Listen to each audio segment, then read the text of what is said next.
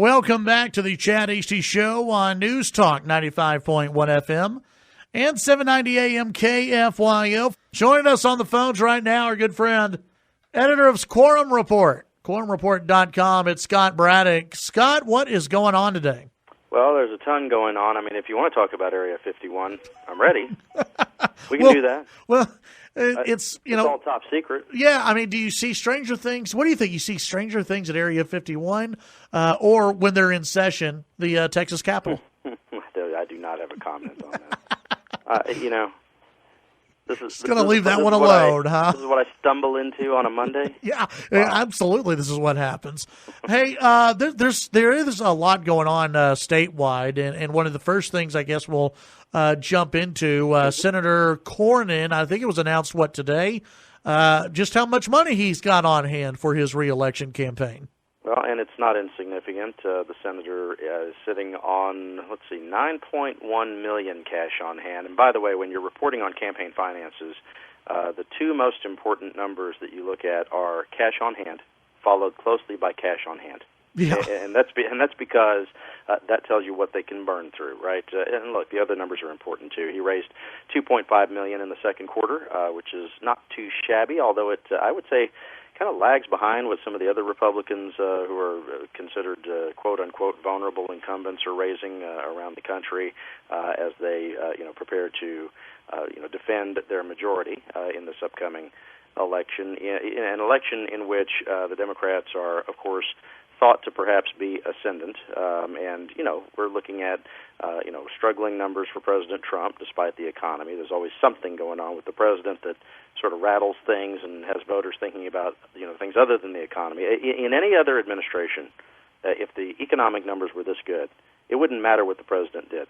They would be sitting on some of the best numbers in the history of the world. Yeah. But the president always has a way of even making a lot of his folks in his own party uncomfortable, as we saw this weekend. When you look at Cornyn's challengers, by the way, I mean, $9.1 million for him, cash on hand. The person who's the quote-unquote most serious challenger so far, MJ Hager, who ran for Congress last year, she only has about $600,000 in the bank after raising $1 million, which means she's burning through some of that cash. That is a little tough to run a statewide campaign on. Yes, and those are the kind of numbers that $600,000 or $700,000. That's what you would expect, even from some select state representatives. Some chairman, for example, might have that much money, or the Speaker of the House might be sitting on millions of dollars. But when they're chairs of various committees like Ways and Means or State Affairs, they can easily be sitting on $500,000, $750,000, numbers like that. Well, okay, so MJ Hager is considered the front runner for now, but there are at least two other Democrats who may jump into this thing, right? Yeah, so we're looking at a couple of things coming up soon. An announcement from Royce West, who is a state senator from Dallas. He's going to make an announcement next Monday about this time, and probably will be there. I can report live for you from Dallas on what happens with that. He was asked over the weekend why he's looking at this, and he and others believe that President Trump is going to cost Republicans some votes all across the country, which they're probably right about that. But the degree to which that's going to happen in Texas is still questionable. Of course, there's also Chris Bell, who we talked about last week, who's a former congressman from the Houston area, who is looking at the race as well. Says he's running for U.S. Senate. So Cornyn last week had said, kind of in a funny way, he said, look, there are some Texans out there who are probably Democrats and probably upset with the fact that national Democrats want to choose who their nominee is, and it's quite possible that we have a spirited primary for the Democratic nomination for U.S. Senate, which would probably be good for the Democrats in this state. And I say that because usually when someone will announce that they're going up against Cornyn or they're going to go against Abbott, they're pretty much that person is the quote-unquote sacrificial lamb who's going up against the Republican in Texas. And, it's a question of resources. Do these folks really want to burn through their cash during a primary, or do they want to hold on to it as they challenge the Republican incumbent who's going in pretty strong here? Yeah. Scott, tell us, for those who don't know much about Royce West, tell us a little bit of background on him. Royce West is a very talented politician. He's African-American, represents South Dallas County, and has been in the state Senate for a number of years. He's a veteran lawmaker, and is well-liked by Republicans and Democrats alike, by the way. I was on the radio in Dallas last week, and, even conservative radio hosts there were saying that, he's a very talented guy, somebody who people like. But, we're talking about money here. He was asked over the weekend, is he going to be able to fundraise, to be competitive in a race like this? Right now, West has about $2 million in his state account that he uses to run for state Senate. But important to note that under the law, he cannot move that money from his state account over to a federal account. So just like the others, he'd kind of be starting from scratch. Yeah, well, and if you're just competing at first in a Democrat primary, $600K is not too tough of a burden to overcome. No, not at all. And West is somebody who has been a prolific fundraiser. All of the state senators, by the way, are. They're all sitting on $1 million or millions of dollars in their accounts, just about all of them. And that's because there's a limited number of senators, and people have business in front of those senators. They want to get things done. There's gambling in this casino. What do you know? Yeah. But the fact is that these are very different sort of candidates. I think somebody like Chris Bell and somebody like Royce West are both maybe in some ways a little more conservative Democrats, if you will. Royce West, for example, was somebody who argued in favor of constitutional carry of firearms in the last couple legislative sessions. He had some very different reasons from what the Tea Party folks thought. But whether that hurts him in a Democratic primary in Texas, we'd all find out. My favorite quote, I guess yesterday or day before yesterday, when he was on WFAA there in Dallas, and I think he was asked about his thoughts on Chris Bell, and Royce West went, "Who?" Kind of mirrored what we were talking about last week. Exactly. The fact that it's been quite some time since Chris Bell made news in the Democratic Party and in Texas, although he has run for quite a few things in the meantime. He ran for governor, he ran for state Senate, I believe ran for Congress again, didn't work out. But hey, looks like he's going to make another go of it. We've got at least two parties that are suing the state of Texas. Yeah, you have the Green and Libertarian parties suing the state of Texas over the way, basically over the way that people get on the ballot, which, compared to some of the other states around the country, we're pretty strict as far as how many signatures have to be gathered and all of that, and how much support you have to show to be able to be on the ballot in Texas. I don't know. I'm not going to prognosticate about the chances of a lawsuit and trying to get more third-party candidates on the ballot in Texas. But if they were to be successful, it could, shift some things up, especially, if Republicans in 2020 are looking for a safe place to land, they might want to go with a libertarian candidate, if they're dissatisfied with President Trump, which, as you know, a lot of Republicans are. The degree to which that's true in Texas, I think, is maybe not as strong as some other states, although if you look at the polling numbers, it's been pretty consistent, Chad, that President Trump in Texas has done, his approval has been worse than in other states that he carried. And so maybe some of those Republicans would be looking for somebody else, but also Democrats. I mean, if they have the wrong, what some folks might think is the wrong candidate for president, against President Trump, then maybe some of them would want to look at voting for the Green candidate instead. Very, very interesting. And you do have the absence of straight ticket voting in the next election. Yeah. So all of this could, add up to a situation where it would be very difficult to game out what would happen in this state. What do you, Scott, on that the end of straight party ticket voting? Mm-hmm. Does that benefit one party or the other? Is this because I've heard both sides of it from Republicans. Mm-hmm. I've heard Republicans who think that this is going to be great for the Republican Party. I've heard from other Republicans this is going to be a disaster for the Republicans.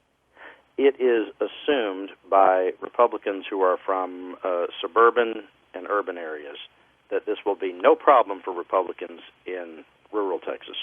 Now, I'm not sure that that's true. the county party chairmen from the rural parts of the state overwhelmingly were against changing straight ticket voting because, look, in small counties, that's their whole campaign is just to say, hey, just vote Republican. Right. Now, the deal is with those Republicans from the bigger cities and from the suburban areas, they're looking to delink the races, and this is why they overwhelmingly supported moving away from the one-punch straight ticket voting, because in places like Harris County, where Houston is, and Dallas County and Tarrant County, you've seen Democrats making big gains, and they just have, structurally, they just have long ballots. In Houston, depending on which election you're looking at, in presidential elections, I think it's the third longest ballot in the United States in Harris County.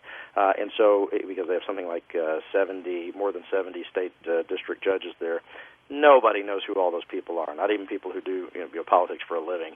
And so at some point, the argument has been that you are either a Republican or a Democrat for a reason, right? I mean, even if you're running as a judicial candidate, it means that you would be a certain type of judge, right. If you're a Republican or a Democrat. And so flying under that flag or wearing that partisan jersey really means something. Other argument, of course, being that, voters ought to have to go through each race and figure out who it is they really support and vote for that person. And if they don't know anything about the people in that race, they should just not vote. It's going to be interesting to see in those big counties how much undervoting happens. In other words, how many people go in and just vote for the president and the maybe the statewide race, for the Senate and some of the judicial races at the top of the ticket and their congressmen, and then just leave the rest of them blank. I mean, that may happen a lot. Yeah. And then, of course, whoever has really done organizing in those lower ballot races will do better. And the thought being in some of those state house races, for example, state house and state senate, that those candidates will really work it in places like Collin County, up where Plano is, and Denton County, and Fort Bend County down in Houston area, that people will really have to run their own races, as state representatives or as state senators, and try to win those races on their own merits. And they just can't count on, whether people are supporting President Trump or not. But in those suburban areas, it's been the case that President Trump, at least in the last election, was probably costing some people some votes in 2018, a lot of anti-Trump backlash.